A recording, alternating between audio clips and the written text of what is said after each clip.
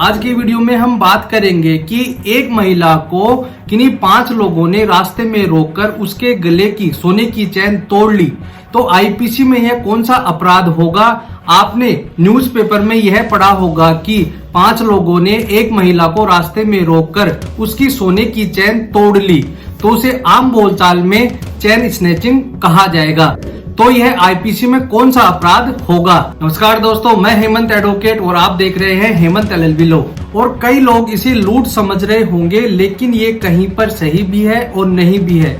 मैं आपको एक उदाहरण के तौर पर बताता हूँ। मान लीजिए कि 4 लोग किसी बैंक में घुसते हैं और 1 करोड़ रुपए निकालकर वहां से भाग जाते हैं, तो वह कौन सा अपराध होगा? और अगले ही दिन न्यूज में यह आता है कि 4 लोगों ने बैंक में डाका डाला और डकैती की। अब हमें यह पता लगाना है कि डकैती हुई है क्या लूट हुई है।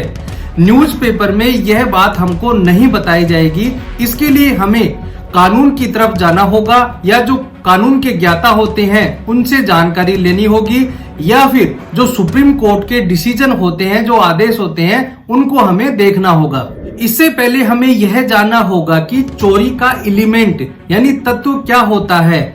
मतलब कि किसी मूवेबल प्रॉपर्टी यानी चल संपत्ति को हटाना, किसी चल संपत्ति को बेईमानी पूर्वक से वहां से हटाना, यह चोरी कहलाएगी। जैसे उस प्रॉपर्टी को हटाने के लिए फोर्स का यूज किया जाता है, धमकी का यूज किया जाता है, या गलत संयम के आधार पर उसका यूज किया जाता है, तो इस तरह से की गई चोरी या थेफ्ट रॉबरी कहलाएगी। आईपीसी के सेक्शन 378 में चोरी के बारे में बताया गया है और आईपीसी के सेक्शन 390 में रॉबरी के बारे में बताया गया है। तो इसी तरह से आईपीसी के सेक्शन 378 की चोरी आईपीसी के सेक्शन 390 की रॉबरी हो जाएगी। और हमारे कानून में यह बताया गया है कि अगर कोई व्यक्ति 5 या 5 से अधिक है तो यही रॉबरी डकैती हो जाएगी। अब ध्यान से समझने की बात यह है कि किसी महिला को 5 लोगों ने रास्ते में रोका, तो आईपीसी के सेक्शन 390 में यह चोरी की जगह रॉबरी हो जाएगी। और देखने को मिलता है कि ये 5 लोग थे, तो यह रॉबरी डकैती में बदल जाएगी। तो आपने यह समझा कि जब किसी महिला को 5 लोगों ने रास्ते में रोककर उसकी चेन खींची, तो यह डकैती कहलाएगी। पहले मैंने आपको यह बताया कि बैंक में 4 लोग गए तो यह डकैती नहीं होगी, क्योंकि डकैती के लिए 5 लोगों का होना जरूरी है।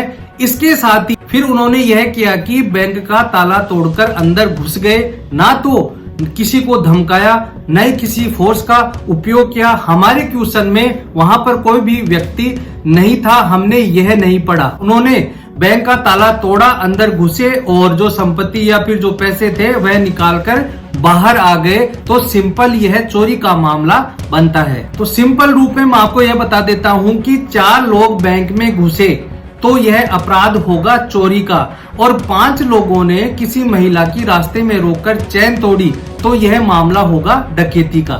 मैंने आपको यह बताया कि चोरी, लूट और डकैती कब होती है, और ज्यादा समझने के लिए आपको आईपीसी के सेक्शन 378, 379 और 380 और 381 और 82 को देखना होगा, तभी आपको यह समझ में आएगा। आप इन धाराओं को जैसे जैसे पढ़ते हैं तो सजा की मात्रा भी बढ़ती जाएगी। जैसे आईपीसी के सेक्शन 379 में कम सजा का प्रावधान दिया गया है, अगर आगे पढ़ते हैं तो सेक्शन 380 में इससे ज्यादा का सजा का प्रावधान दिया गया है, और सेक्शन 381 और 382 में ज्यादा का सजा का प्रावधान दिया गया है। तो यह चोरी के अलग अलग फॉर्म हो जाएंगे। इसके बाद डकैती और रॉबरी कब होगी, इसके लिए हमें आईपीसी के सेक्शन 390 और 391 को देखना होगा। अगर आप थोड़ा समय निकालकर इन सेक्शन को अगर रिवाइंड कर लेते हैं तो यह सारा कॉन्सेप्ट आपको क्लियर हो जाएगा। तो दोस्तों, आज के लिए इतना ही। मैं उम्मीद करता हूं कि आपको ये वीडियो समझ में आ गया होगा कि चोरी, लूट और डकैती के बारे में आप किस तरह से जान सकते हैं। तो वीडियो अच्छा लगा हो तो प्लीज इसे लाइक और शेयर करें, और ऐसे ही वीडियो के लिए आप मेरे चैनल को सब्सक्राइब करें। धन्यवाद।